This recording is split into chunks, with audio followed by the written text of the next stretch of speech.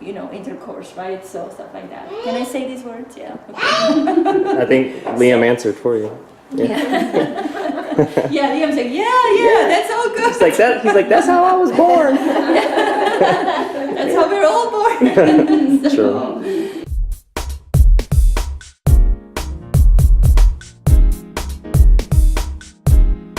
So I did want to start with a little story. Yes, you can take notes and that stuff too, all good. But when I did this class in Europe once, I had a big audience, chairs laid out, and there is this, this very proper, older lady sitting. She's in her 70s for sure, or maybe even closer to 80. I wasn't exactly sure, and I knew she was a teacher, like a retired teacher. And I'm thinking, oh my God, what is she doing sitting in this class? It's just like, what is she doing, right? So, and I have my hand already. and I don't need oils. you already have a flirt going on. Somebody flirting. That's it. See what's happening? We just bring up the topic, and the hearts are flying. Yes. Anyway, that story, make it short, that lady, she was just sitting with not much emotion in her face, right? And after we were done, actually, we did the lubricants and everything. I gave it to go, and we did all that. And actually, she emailed me like 7 days later and said, "Oh my God, it actually worked!" So I totally underestimated. Never underestimate of Hey, who is she was your there for audience. a reason. Exactly. So, and I'm thinking there, oh my God, this retired teacher and stuff like that. So you never know exactly, but she was totally happy with the result. Like really good. Okay. So, okay. Let's start. I'm gonna then today, skip the very basic part because most of us here are already familiar with the oils and the ABC of how to use it. So I'm gonna jump right into what we're doing today.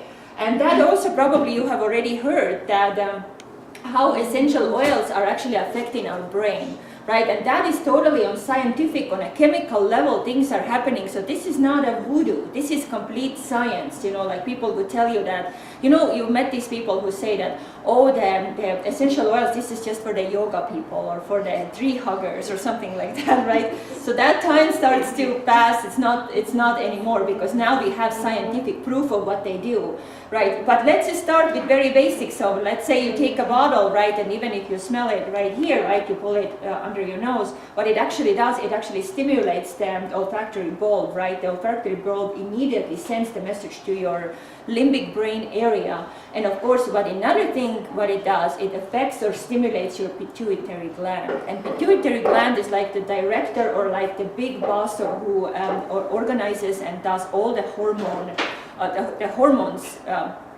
do you call it? Hormone balance, and it releases and it tells and gives the commands of what hormones to activate in the body. So that's pituitary gland, and it's known that an essential oil molecule especially works or affects the pituitary gland. So that is pure science, right? So that's what it does. That's why also, as you know, limbic brain is the part where all of our memories live and where the memories are created. And that's why we also have things, from the past that are related to the smells. Like we remember things from the past due to smells. Like what can you give me an example of? From your grandma's house, what do you remember? Apple pie. Apple pie or pancakes, right?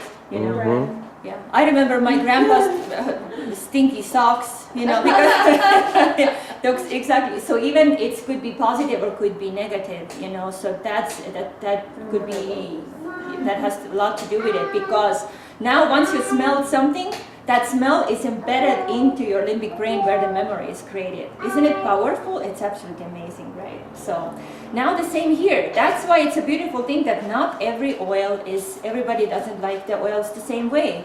So for example, the ylang ylang is so loved by so many women and these people love it, but it's not like, for example, not for me. I like the more grounded, the geranium and lavender and wood oils, and those are good for me. But since today we have a topic that how to boost up your sensuality, it also could be the two ways. Some of us need to be boosted, some of us need to be grounded.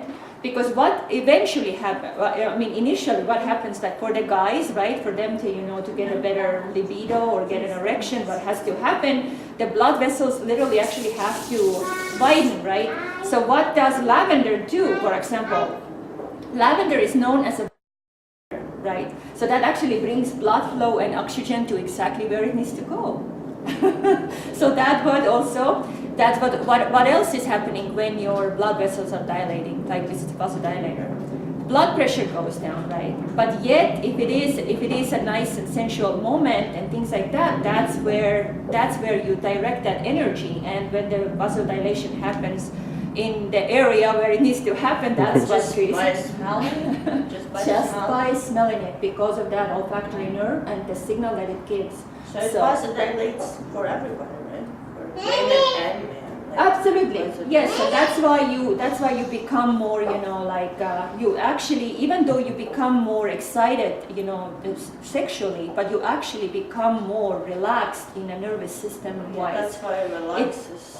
Yes, it's a really funny how it works, that they just work hand by hand, and it's just a total balance that happens in the body. So now what can mess this up for women and men both, right? Is usually when things are starting to go wrong with hormones, right? When pituitary gland, for example, is not working as we age, the pituitary gland also gets kind of lazy and it's not spilling as many hormones as it needs to, for example. And that's why also these, during menopause and things like that, women are complaining dryness and things like that. They're just not literally really any interested anymore in being intimate. Because let's also make it very clear that we are not here necessarily promoting intercourse or sex, literally, because it's also being close with somebody and just having that intimate moment, even giving somebody a massage and falling asleep after that is an important part of between, having a relationship with somebody. It's not always about, intercourse, right? So stuff like that. Can I say these words? Yeah. Okay. I think Liam answered for you. Yeah, Liam's like, yeah, that's all good. He's like that. He's like, that's how I was born. That's how we're all born. True. Exactly. So that's why don't underestimate the power, but here it is. So now you could ask that, can we use lavender for kids? Of course we can, because the idea is not there, because their sexual hormones are not developed yet. It's not going to cause that to them. So lavender is an incredible, relaxer, right? So it helps to sleep, and there is all these other, the skin. Remember with the oils, we don't just hit one area, we can hit many birds in one stone, right? Even though I don't like the expression, because I don't like to hurt birds. It's just so funny. So, okay, so that's why, so don't get, I do get sometimes the question, and common question is that, oh, you can't give lavender to boys and things like that. Because there is some kind of an information going around where it's supposedly affecting their female hormones, and that's absolutely not true for the pure oils. If you're using oils that are not pure or have some kind of that are adulterated or have something else in it, those side effects can actually influence boys, and because of they are becoming a hormone receptor site disruptors. That's what happens then. With this lavender, with this type of very pure lavender, you don't have that problem issue at all. Okay. I would keep it, I don't want to keep it too technical. I'm just going to show you where that area just to see. This is a picture of a rose, right? See, as you smell the rose, it hits the bulb here. Of course, it's not the correct picture completely, but that's what's happening. Actually, it is biochemically. This is happening in your brain, in your body every time you smell any of the oils, right? And that's how you also know. Have you noticed that some days you like one smell? And then some other day you're like, oh, I don't like that smell anymore so much. And some of them grow on you and stuff.